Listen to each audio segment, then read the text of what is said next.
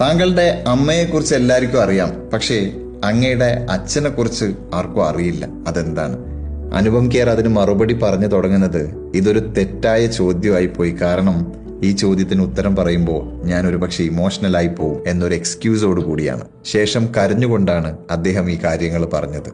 അതായത് അച്ഛന്റെ കയ്യിൽ ഒരു ചെറിയ ബോക്സ് ഉണ്ടായിരുന്നു, ആഭരണ പെട്ടി പോലെ, വിലപിടിച്ച വസ്തുക്കളൊക്കെ നമ്മൾ സൂക്ഷിച്ചു വെക്കുന്ന അതുപോലൊരു പെട്ടി.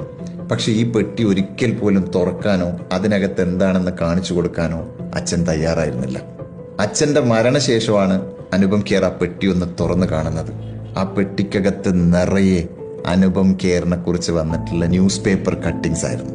ആ നിമിഷം അച്ഛന്റെ സ്നേഹത്തെക്കുറിച്ച് അനുപം കെയറിന്റെ മനസ്സിലുണ്ടായിരുന്ന ധാരണ അപ്പാടെ മാറി. നമ്മൾ എപ്പോഴും അമ്മയുടെ സ്നേഹത്തെക്കുറിച്ച് വാതോരാതെ വാഴ്ത്തി പറയും, പക്ഷെ അച്ഛന്റെ സ്നേഹത്തെക്കുറിച്ച് അത്രത്തോളം നമ്മൾ പുകഴ്ത്തി പറയാറില്ല. അതെന്തുകൊണ്ടാണ്?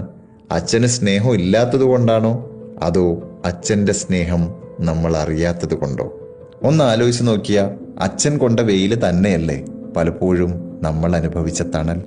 മക്കളെ ജീവന് തുല്യം സ്നേഹിക്കുന്ന എല്ലാ അച്ഛന്മാർക്കുമായി. Super hits red FM. കേൾക്കൂ കേൾക്കൂ, കേട്ടുകൊണ്ടേയിരിക്കൂ.